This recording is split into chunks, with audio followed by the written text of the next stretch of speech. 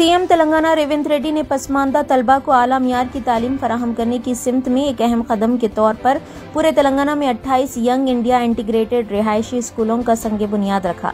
संग बुनियाद तकरीब शादनगर के इलाके कुंद्रग मुनक्कद की गई। इस मनसूबे का मकसद पसमानदा पस मंजर के तलबा को बैनुल अक़वामी मियार की तालीम फराहम करना है। Roads and building department in स्कूलों की तामीर की निगरानी करेगा, जिससे तवक्को है कि तेलंगाना में तालीम के लिए एक मियार कायम किया जाएगा।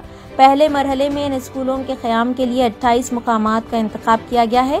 अराजी की दस्तयाबी की बुनियाद पर दूसरे मरहले के लिए इजाफी मकामात की निशानदही की जाएगी। इन स्कूल्स के लिए जिन 28 मकामात का इंतखाब किया गया है उनमें कोडंगल, मुधिरा, हुस्नाबाद, नलगुंडा, हुजूर नगर, मंथनी, मुलगू, पालेर, खम्मम, वरंगल, कोल्हापुर, इंदौल, चंद्रायनगुट्टा, मंचिर्याल, भोपालपल्ली, अचंपेट, स्टेशन घनपुर, गंगातुर्ती, मनुगुड़, चिन्नूर, शादनगर, परकाल, नारायणखेड़, देवाकदरा, नागर कर्नूल, मानाकुंद्रू और नरसिमपेट शामिल है, जहां इस तकरीब के दौरान संग बुनियाद रखा गया। तेलंगाना हुकूमत की जानिब से तश्कील दी गई अथॉरिटी हाइड्रा, सनमचेरू, अप्पाचेरू, प्रगति नगर, एराकोंडा और कुकटपल्ली झील की सफाई करने में मदद के लिए लीग मैन ऑफ इंडिया आनंद मालिगेवाड की मदद लेने का फैसला किया है। ये झीलें जो तेजी से शहरी आबादी बढ़ने की वजह से आलूदगी और गैर मजाज कब्जों का शिकार है। आनंद मालिगेवाड जो हिंदुस्तान के लीग मैन के तौर पर जाने जाते हैं और बेंगलुरु में 30 से ज्यादा झीलों को कामयाबी के साथ बहाल करने के लिए मशहूर हैं। उनको हाइड्रा कमिश्नर रंगनाथ ने हैदराबाद में अपनी महारत दिखाने के लिए मदद किया है। एक हालिया वीडियो कॉन्फ्रेंस में कमिश्नर रंगनाथ के साथ तबादले ख्याल करते हुए मालिगेवाड ने अपनी हिकमत अमली से वाकिफ करवाया, जिसमें गंदगी हटाने, पानी की फिल्ट्रेशन और कम्युनिटी की शमूलियत पर तवज्जो दी गई है। उन्होंने इस बात पर रोशनी डाली कि किस तरह गंदे पानी से आलूदा झीलें सेहतमंद माहौलियाती निज़ाम में तब्दील हुई हैं। हाइड्रा एजेंसी इन तरीकों को अपनाने का इरादा रखती है, जिसमें पानी के झीलों में दाखिल होने से पहले पानी को फिल्टर करने के लिए पानी फिल्टर करने वाले पाइप्स के साथ पौधों को लगाना शामिल है। जीएचएमसी ने प्रॉपर्टी टैक्स वसूली के तरीक़ेकार में बेंगलुरु मॉडल पर अमल आवरी का फैसला किया है। इस मॉडल के तहत प्रॉपर्टी टैक्स अदा न करने वालों पर जुर्माने आयद करने का फैसला लिया गया है। जीएचएमसी ने आमदनी में इजाफे के लिए इस मॉडल को अपनाने का फैसला लिया है। इस मॉडल के तहत जिन अफराद ने टैक्स नहीं दिया है उन्हें असेसमेंट तक हर माह जुर्माना अदा करना पड़ सकता है। क्रिकेटर मोहम्मद सिराज ने 11 अक्टूबर जुमे को तेलंगाना डीजीपी को रिपोर्ट करते हुए डिप्टी सुपरिटेंडेंट ऑफ पुलिस ओहदे की बाज़ाब्ता तौर पर जिम्मेदारी कबूल की।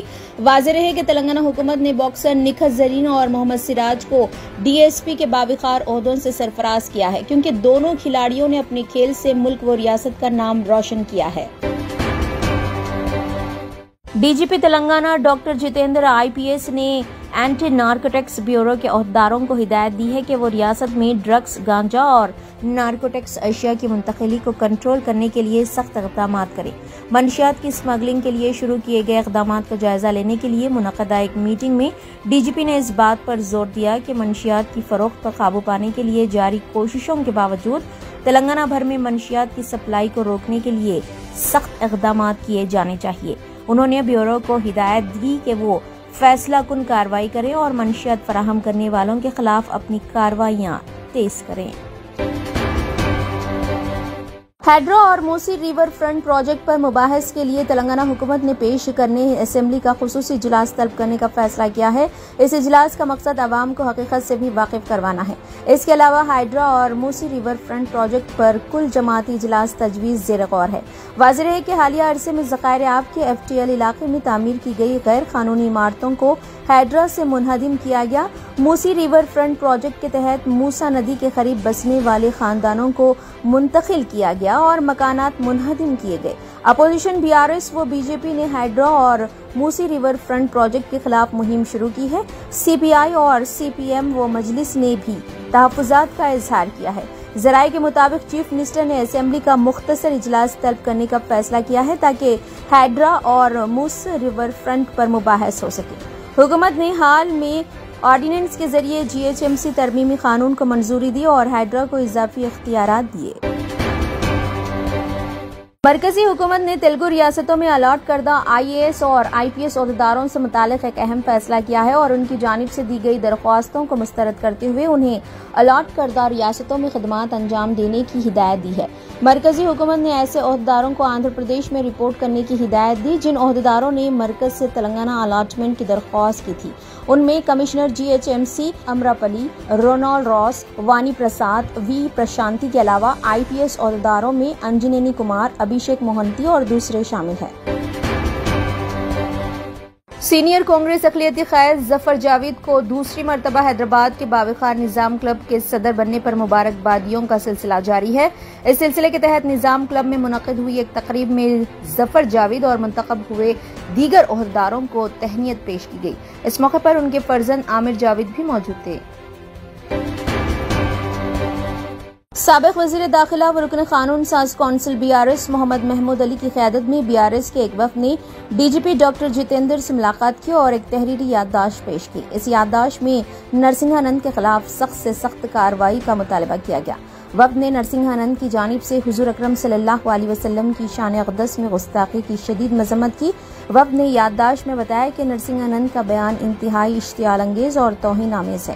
نرسنگھانند کی اشتعال انگیزی کے باعث فرقہ وارانہ ہم آہنگی اور امن و امان کو خطرہ لاحق ہے۔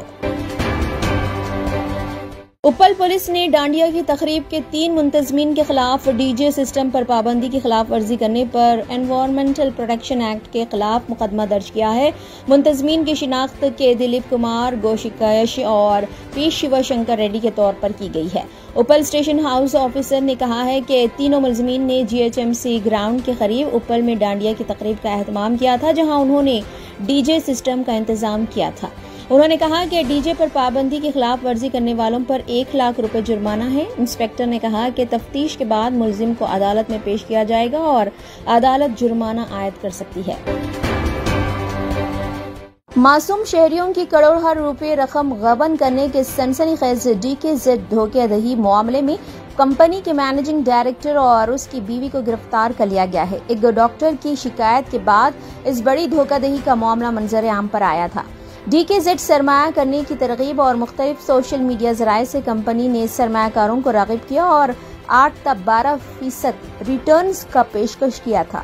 کمپنی نے دعویٰ کیا تھا کہ کمپنی کے 3 بڑے سٹورز مادھا پور، ٹولی چوکی اور ملک پیٹ میں قائم ہیں اور ہر دن 4000 آرڈر کو ڈیلیور کرنے کو Amazon سے بات چیت کر لی گئی ہے۔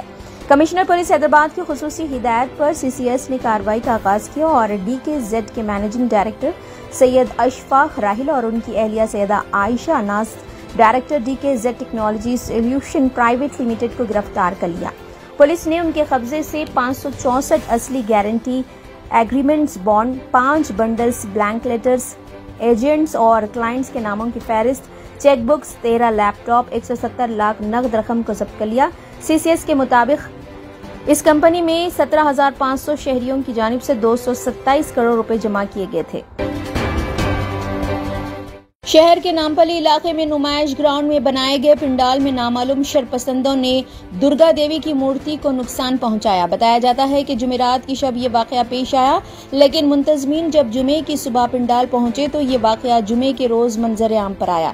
اطلاع ملنے کے بعد بیگم بازار پولیس اسٹیشن کے عہدیدار مقام واقعے پر پہنچ گئے۔ شہر کے قلب میں پیش آئے اس بدبختانہ واقعے کے بعد کشیدگی پھیل گئی اور منتظمین نے احتجاج درج کروایا۔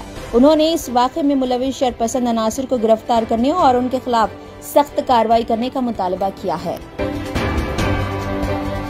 کرناٹک کے کلبرگی ضلع کے چتاپور تعلقے کے کاراڈال گاؤں میں جمعرات کی رات شرپسندوں نے حضرت سید پیر کی درگاہ پر حملہ کرتے ہوئے اسے نقصان پہنچایا۔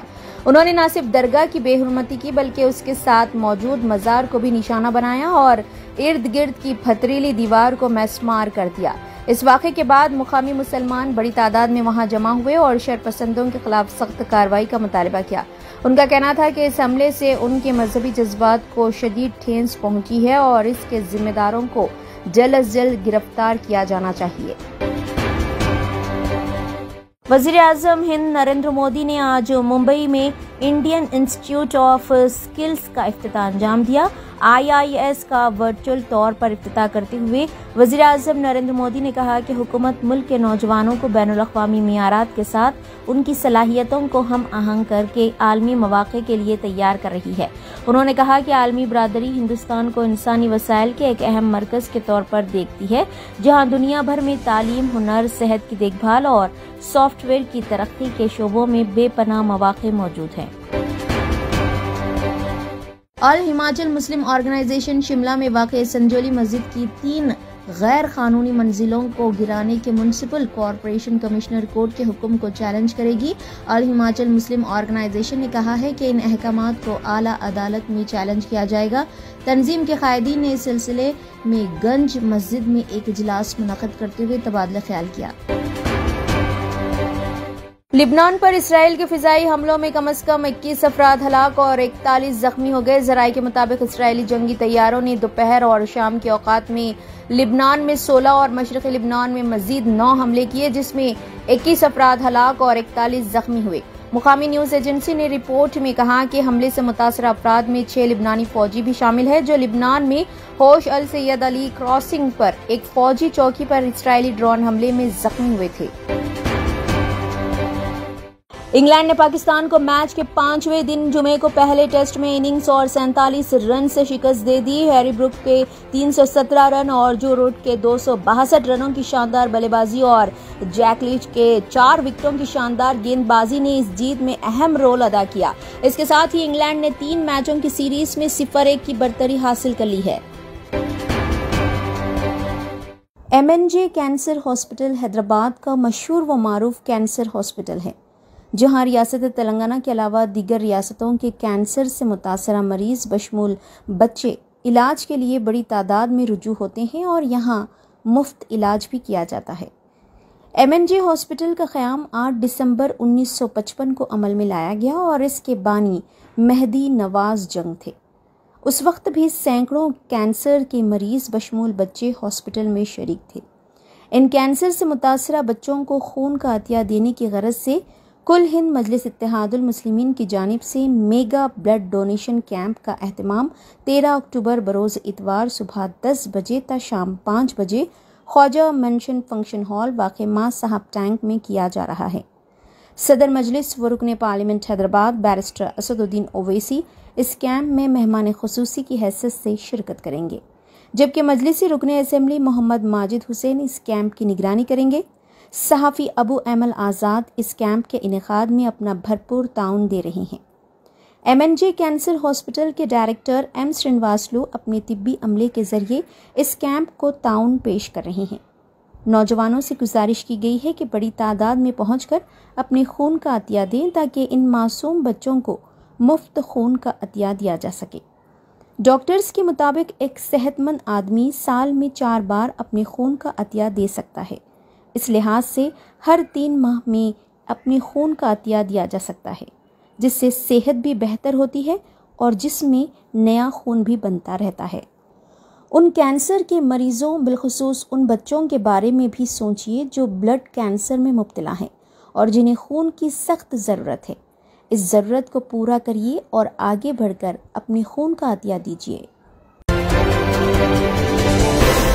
ڈاکٹر صابریز آئی ہاسپٹل واقع اعتبار چوک حیدرآباد پرانے شہر میں آنکھوں کے امراض کے لیے بہترین ہاسپٹل۔